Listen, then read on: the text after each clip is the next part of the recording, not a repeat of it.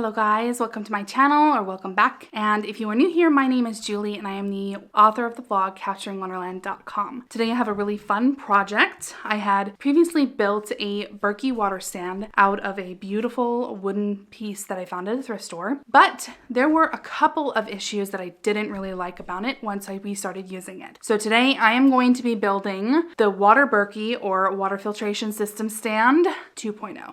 And to do that, I'm actually using a cast iron restaurant table base that I bought off of Facebook Marketplace. Let's get straight into the process. I can't wait to show you what I did. I absolutely love it. Today's video is going to be a remake of this cast iron restaurant table base. I found a woman that was selling a bunch of these cast iron. Actually, she was selling the whole table, and I actually had them taken apart and then I got rid of the tops. So I just wanted the bases, and these ended up being $15 a piece. I bought two for $30 and they are very solid, obviously because they are cast iron, so they're extremely heavy.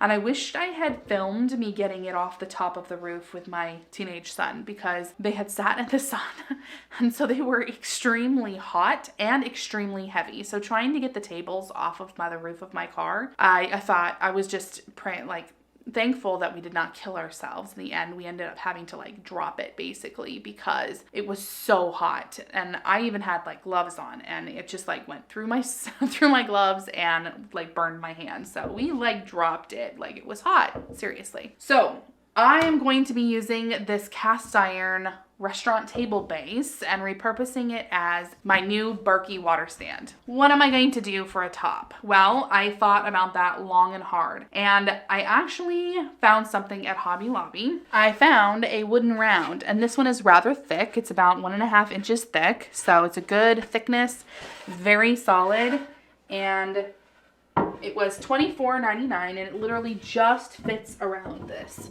This is 17 3/4 inch of a round, and it fits just perfectly to cover the base of it. Now, I have the base, I have the tabletop, but here's the issue that I was dealing with. I didn't want to make it so small that these would not be covered, but at the same time, look at my Berkey on this stand. Obviously, it would have to sit on an edge, which I suppose if I wanted to do that, I could, but I don't really want to do that. I want to have it in the middle and have it be secure. So my next idea, and what I actually have planned on doing, is drilling a hole right here. You guys are probably thinking I'm crazy at this point. I'm going to drill a hole right here, big enough for the water to simply go through. So you would just place your cup underneath there and turn on the water and get yourself a drink of water that way. So this is my design for right now. Okay, so this is 17 3/4 inch, and from end to end, the base underneath it is 17 inches. So I have 3/4 of an inch, which is obviously not an even number. So I just did the best that I could, and then I outlined it with a pencil, and then I'm going to outline where the screw marks are so that I can make screw holes. So let's just see about that. See if I can get this back how I had it.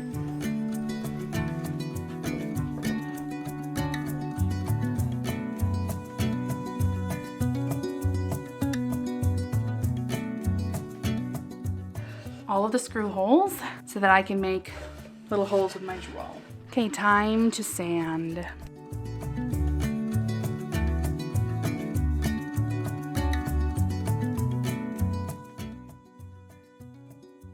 So I've got a 1-inch bit here. I forget what it's called, but I wish that I had a hole saw that was a little bit bigger, but I'm doing what I can with what I have. Eventually I could make a larger hole if I wanted to down the road, but this is what I'm gonna do for the moment.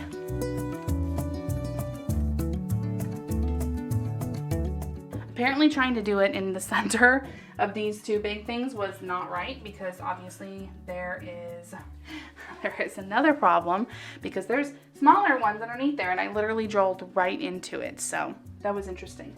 I guess I'm gonna have to move all my spots. I'm I'm actually going to sand the bottom side of this and get rid of all of the pencil marks so that I can make a better one where it should be at this point. So I decided putting it upside down was probably the best bet at this point. Give myself the ability to see for sure where I was putting it.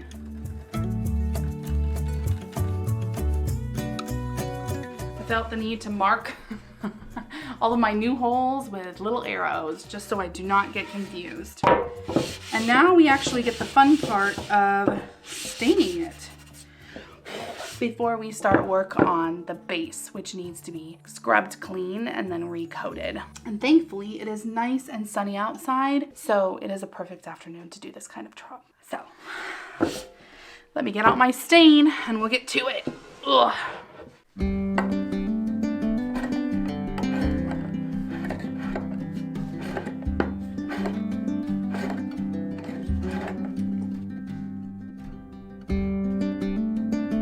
This is stained, and now I just have to wait for it to dry completely. So I'm actually gonna go set it in the sun. And while I'm doing that, I'm going to clean this cast iron base really well and then give it a good coating and talk a little bit about how to properly coat cast iron.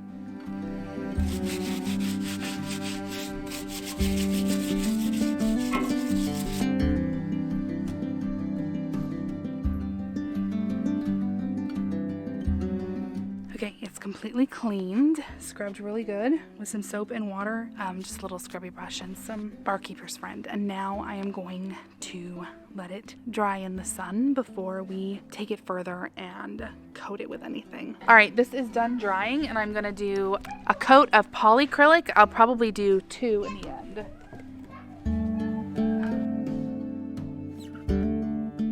Now, what I read online actually said to use an oil to coat the cast iron, and this is actually to make it to where it doesn't rust. And also you can use it in outdoor applications if you do it with really good oil. I was gonna use olive oil, but I'm gonna try using vegetable oil. They gave several different options and I'm just gonna try this one. And if it doesn't hold on very well, then I'll try something more like olive oil next time.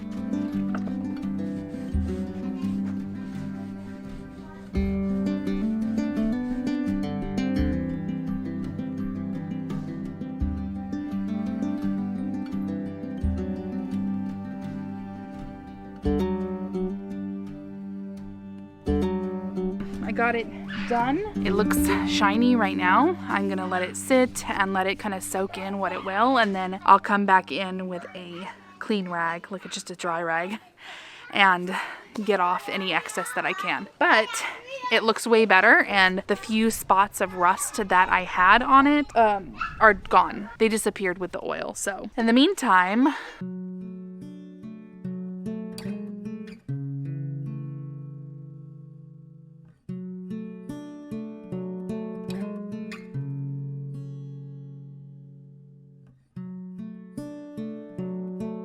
so I went to Home Depot and I got these, and I'm really hoping that they work. I was kind of eyeballing it, so I think I got ones that are appropriate. Let's see. They are 1/4 inch by 1 inch. Well, there you have it. Basically, Berkey stand 2.0 is what this is. But the nice thing about this stand is that I don't have to worry about this getting knocked over. It is very secure and very heavy duty. So I'm really glad to have done this and to try something new. I think that it's aesthetically still something that looks beautiful in my home. It's very classic looking, so I don't have to worry about it being ugly, and again, not on my countertop. So it saved me all of that space in my kitchen, which is kind of small. And also, I feel like this could be used for a lot of other things. I know this one has a hole in it, but that's okay anyway. There are a lot of great uses for this small table, and I can think of about 1 million ways to reuse these restaurant table bases. And I did say that I bought 2 of them and I have plans for the other one, and that will be another video in the future. So keep watching if you're interested to find out what that's going to be like. There's also going to be a post connected to this on my website, so you can head to capturingwonderland.com to get all of the details on that when it gets posted, and with additional fun ideas to use these beautiful, elegant cast iron bases from restaurant tables in new ways and repurpose something that otherwise people might look past and not think about it. So definitely worth the $15. I know the top was $24.99 at Hobby Lobby, but it was 40% off. So I didn't pay that much. This stand altogether cost me less than $50 for sure. Might have even been less than $40. So definitely an inexpensive project, and it's going to last for years, and I think it's gorgeous. There you have it, guys.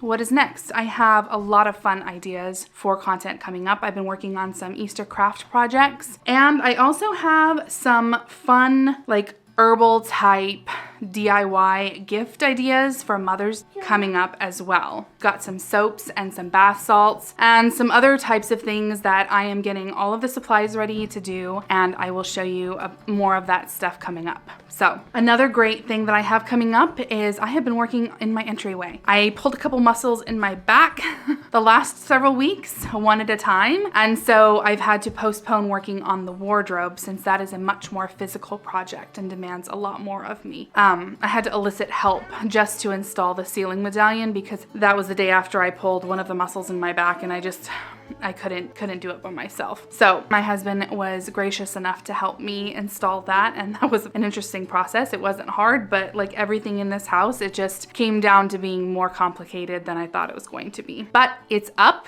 It's beautiful. I got the light up, and I'm working on the decor that's coming for that space as well. So that's another future video coming up, and still gonna be working in my daughter's bedroom coming up too. I warned her. She's gonna have to clean it again so that we can work in there. I try to keep it real with you guys. This is a home with 7 people living in it. Messes are a part of our life. We are homeschoolers, so my children are always home. We are always living in this house, and stuff's always getting used. So it's just a process, and I enjoy sharing it with you guys. So thank you so much, guys, for watching all the way through. If you've made it this far, don't forget to like the video if this is content that appeals to you, and subscribe if you aren't. That would be wonderful. I would love to have you a part of this community here at Capturing Wonderland and to share more great ideas, inspiration, and joy for life. We can all capture that wonderland. It's ours for the making. Thanks again, guys. I will see you in the next one. Bye.